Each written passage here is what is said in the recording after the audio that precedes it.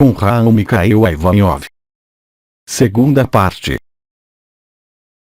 Questão: que fazer com as imagens que recebo durante os cuidados, que fazem a ligação com a origem da problemática?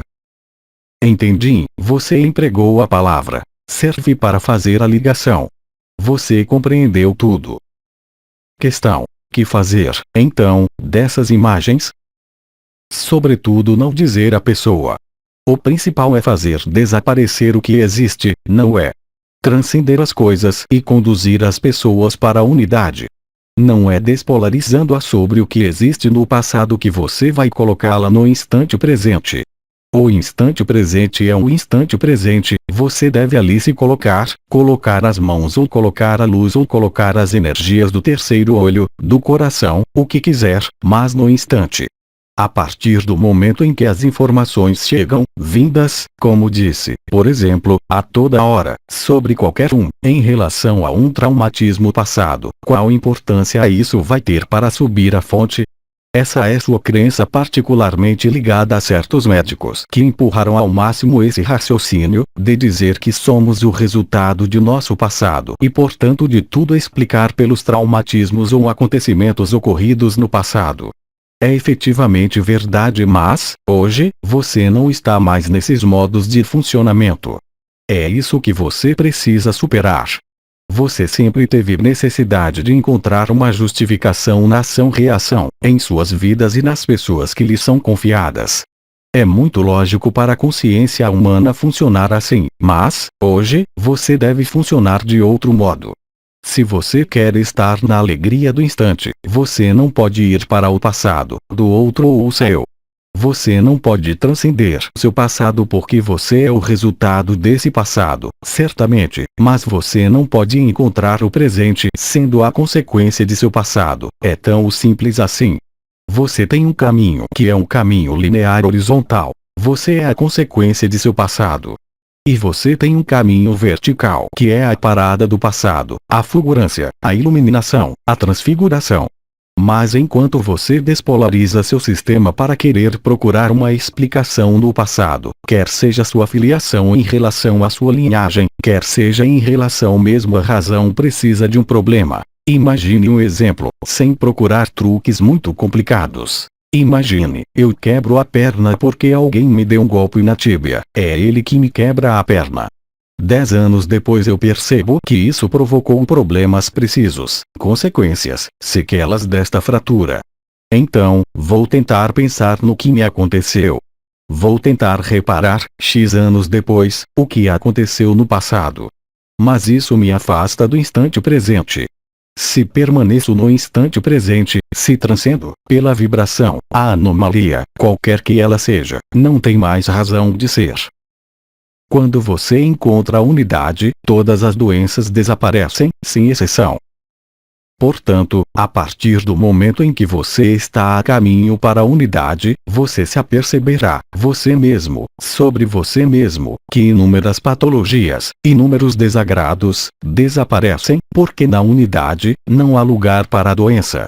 E a unidade está aqui e agora, não é o passado. A luz não está no passado, nem no futuro, ela está no instante presente. Portanto, você não pode pretender procurar a luz e ir sem parar no passado ou no futuro. Isso se chama aqui e agora. Quando você faz muitas coisas, você não faz outras. Se você procura a luz, você está na luz. Mas você não procura a luz em relação a um passado ou em relação a memórias que vão obstruí-lo, supostamente para encontrar.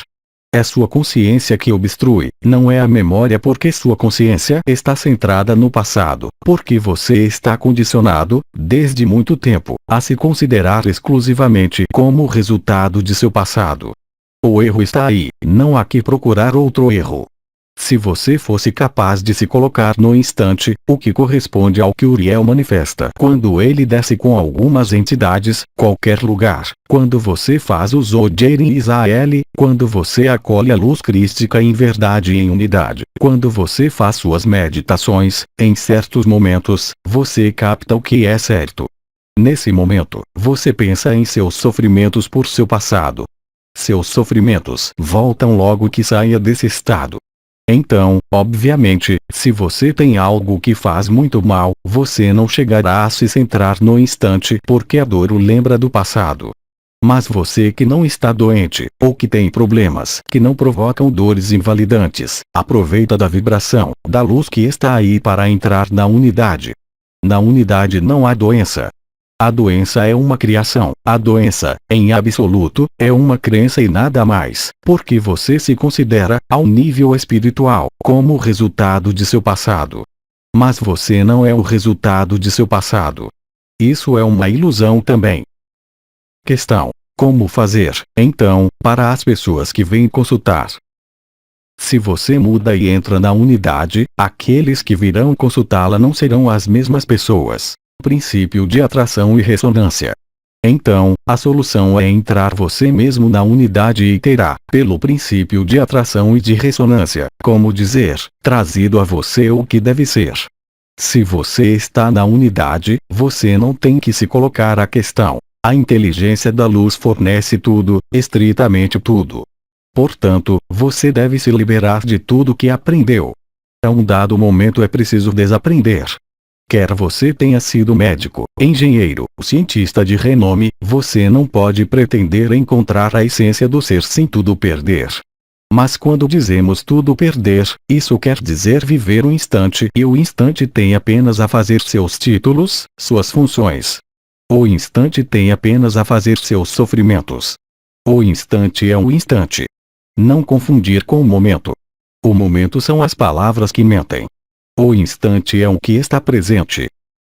Questão: depois de um estágio com a presença de seres de luz, aconteceu-me de não mais me sentir na energia do coração no curso de cuidados que doou.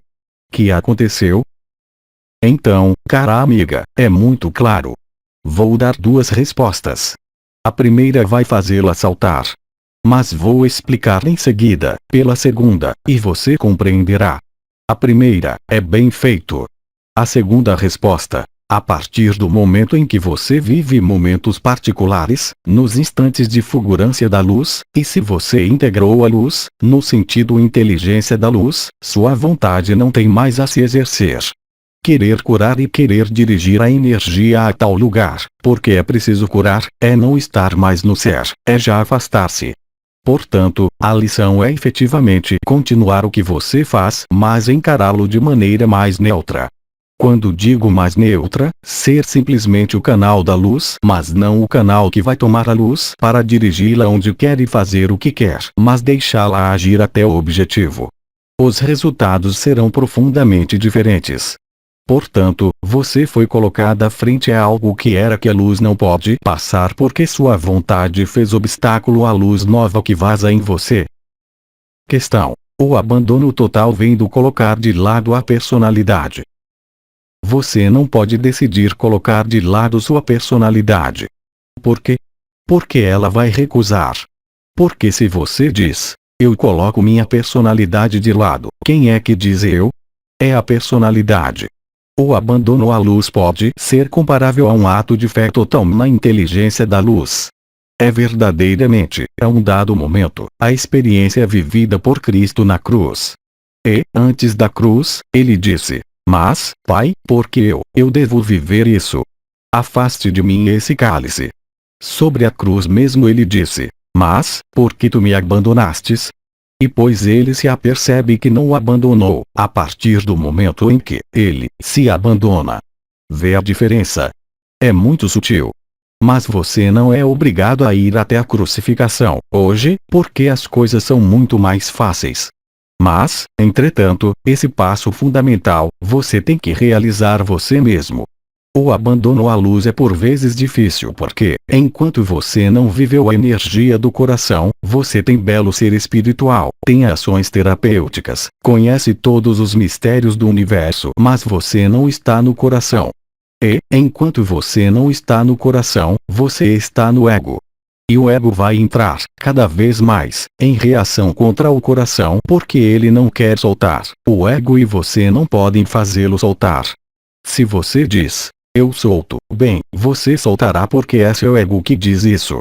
O abandono é um ato de basculamento extremamente preciso que a faz penetrar completamente na unidade. Portanto, o abandono à luz não é jamais um ato consciente de decisão. A palavra que foi empregada pelo arcanjo Anael e por outros é a palavra passo, dar um passo. Ousar dar esse passo.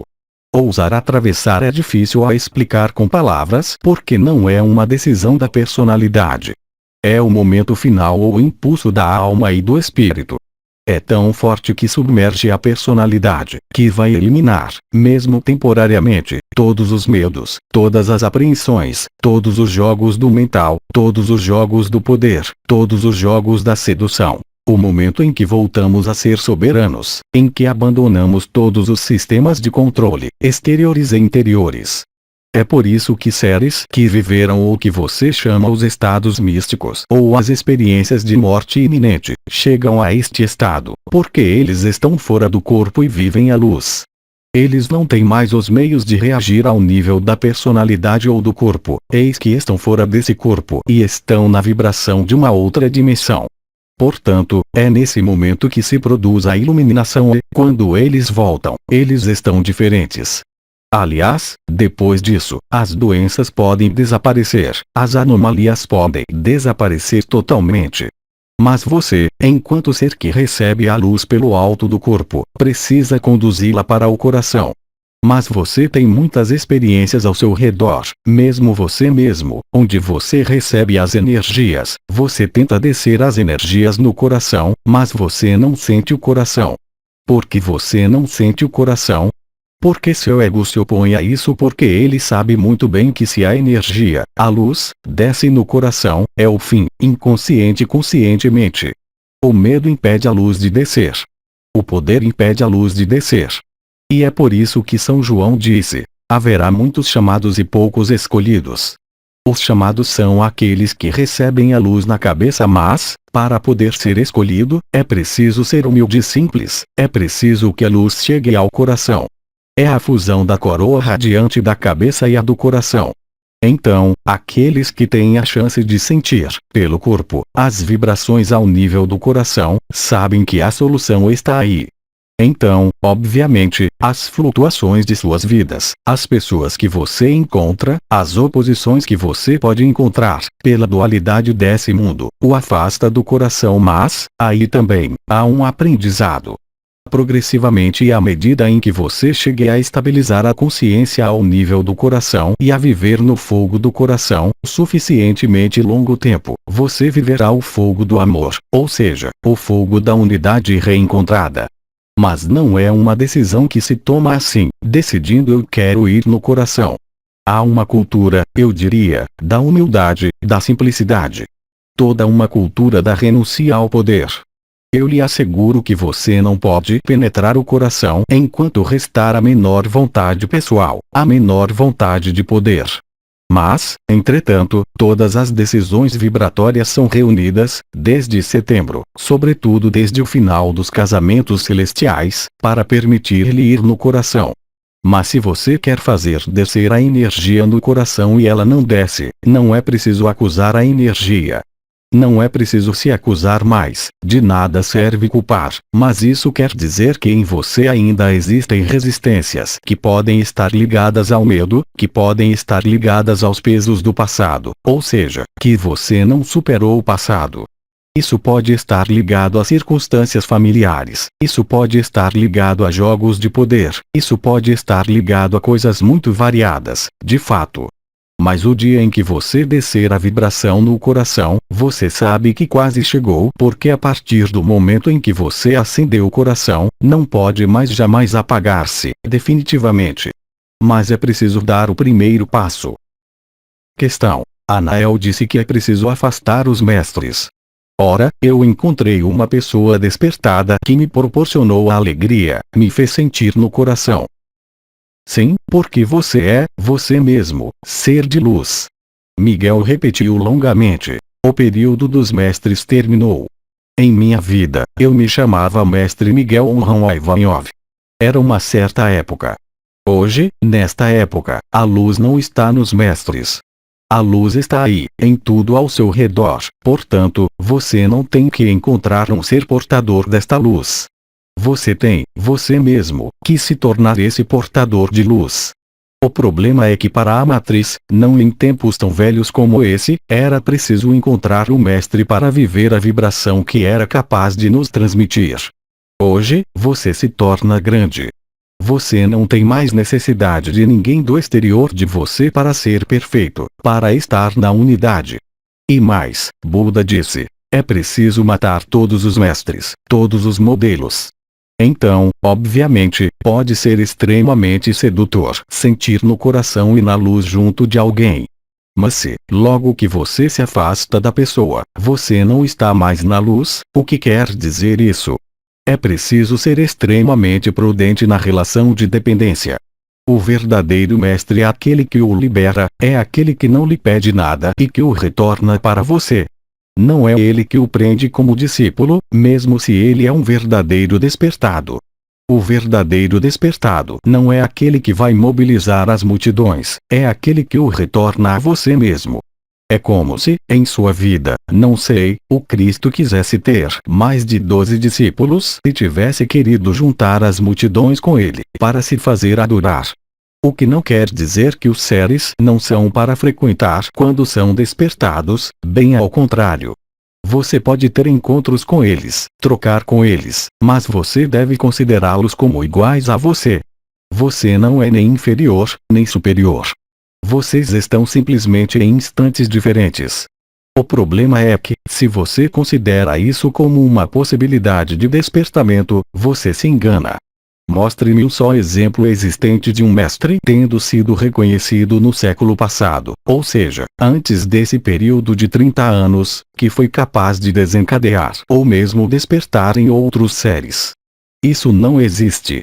Só existia, na tradição oriental, a transmissão de consciência total de um mestre que morria para com seu discípulo que iria se tornar o mestre. A filiação espiritual total.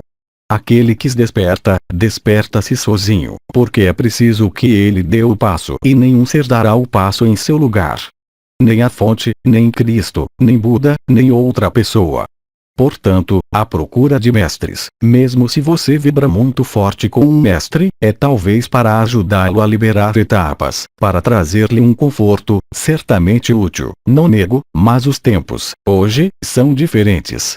A luz está por toda a parte. Ela não é obrigada a passar por qualquer um outro além de você. Você deve recuperar sua soberania. Agora, se você tem necessidade de um mestre, viver na atmosfera vibratória de amor de um ser despertado, faça-o, mas não perca seu tempo. Você perde um certo tempo em relação à sua própria soberania. Você não poderá jamais encontrar sua soberania junto de um mestre. Você pode encontrar uma filiação, mas mesmo esta filiação, a um dado momento, é preciso transcendi-la porque, para se tornar você mesmo, na unidade, você é obrigado a se desfazer de toda dualidade. Ora, o mestre está no seu exterior, mesmo se ele o toma em sua órbita, mesmo se, quando você está em sua presença, em sua irradiação ou em sua oração ou em sua consciência, você perceba um estado de unidade. Mas este estado de unidade é o que está definitivo em você, como ele é nele. Não creio. Sem isso, aquilo não seria e vocês seriam, todos, despertados sobre a Terra. Questão. O que acaba de dizer da relação do mestre e o aluno pode se aplicar do mesmo modo na relação entre duas almas irmãs? Mas, evidentemente, isso se aplica a todas as relações. A particularidade da relação humana é de ser sistematicamente desequilibrada. Há sempre um ganhando e um perdendo. Então, eu sei que com a energia que se estendeu desde quase 30 anos, vocês têm almas irmãs que se reencontram, chamas gêmeas, reconhecimentos kármicos que os colocam na alegria, que os colocam na unidade, mas o que os coloca na unidade é a ressonância, não a pessoa. Porque, se você se torna dependente de uma pessoa, você nada cumpriu para o controle. É exatamente a mesma coisa. As relações devem torná-lo livre. A relação não é uma ligação. A relação deve fazê-lo permanecer soberano em referência não importa a quem. Se você se coloca na dependência de alguém, não venha, depois, se queixar de não ter encontrado a unidade. A unidade se encontra em si, por si pela fonte e certamente não por um ser humano, seja ele um grande guru, um grande mestre ou uma alma irmã, ou uma chama gêmea. A maestria o retorna sistematicamente a você mesmo. Não peça a ninguém para dar o passo por você. Um guru está lá para exercer seu papel de guru. Um salvador está lá para exercer seu papel de salvador. Uma vítima está lá para ser uma vítima. A soberania não é sobretudo um desses três. E você não pode pretender a soberania se desempenha um desses papéis, quer seja com a família, quer seja não importa com qualquer outro ser humano. Entrar na unidade se faz só. É preciso que você conserve seu poder. Você não deve remeter seu poder a ninguém, exceto à luz. Sem isso, você corre o risco de ser confrontado, nas épocas que vêm, a desagrados importantes. Se você admite que a unidade é se liberar, liberar-se não é ligar-se. Você concorda. O que não quer dizer ficar indiferente, isso não quer dizer que é preciso abandonar os filhos, abandonar os pais, abandonar os amigos, as esposas, e tudo. Isso quer dizer tornar-se livre, na consciência da vibração. Isso quer dizer não depender vibratoriamente de ninguém, e ainda menos de outros níveis, familiares, sexuais ou outros. Você deve reencontrar a independência, ou seja, a soberania, e você se aperceberá que, quando tiver dado esse passo para a soberania, você pode estabelecer relações com todo o mundo porque, nesse momento, essas relações são livres, elas não provocam reações ou ligações. Tudo que os faz ir para a sua soberania, para a sua liberação, os aproxima da unidade e, nesse momento, o coração se abre. Mas você não pode pretender abrir o coração, mesmo sentindo o coração, quando você está com alguém, beneficiando-se do coração do outro. Ele o coloca face a você mesmo, simplesmente, mas também face às suas insuficiências, seja ele um mestre ou um pai ou um filho, uma relação, qualquer que seja. A verdadeira relação é uma relação livre em que cada um é soberano. Ela se faz de soberano a soberano, numa relação de independência e de fraternidade, de coração a coração, e nada mais. Questão: quando conhecemos o mestre, a relação permanece, mesmo depois da morte desse mestre? Se há realmente uma filiação, sim.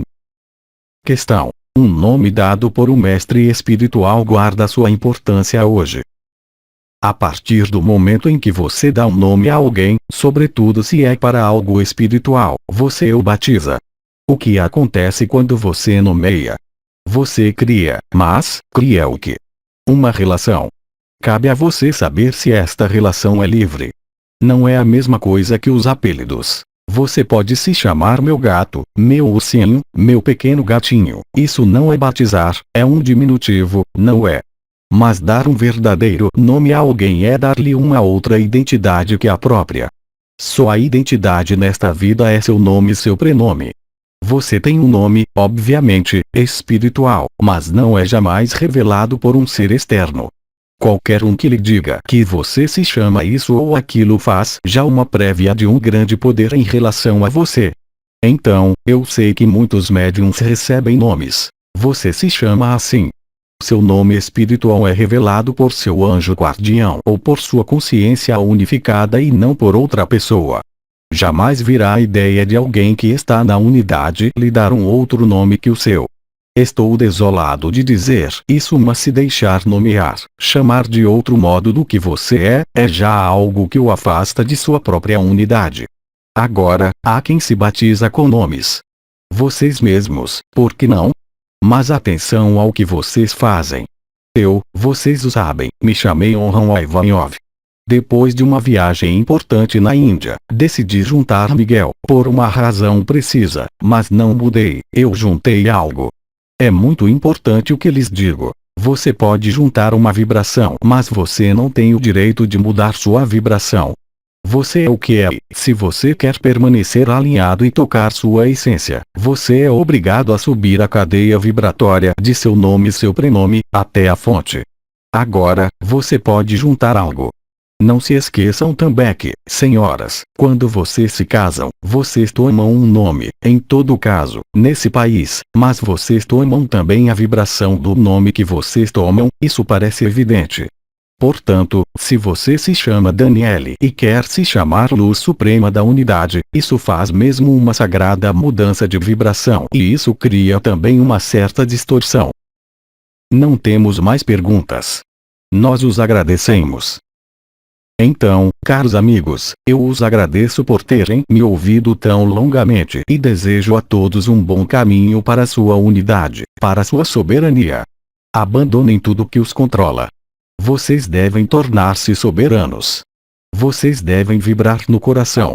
Depois, obviamente, vocês têm a impressão que isso necessita tudo mudar. É você que deve mudar, não o exterior. O exterior modificar-se-á em função da vibração que você vai obter ou tocar, não é? E isso é o mais importante, todo o resto far-se-á naturalmente.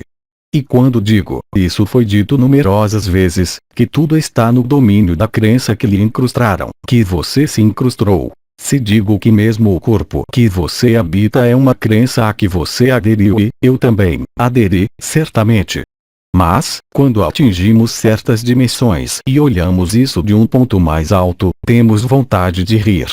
Mas, felizmente, como chamar isso, esta experiência é uma experiência importante, apesar de tudo.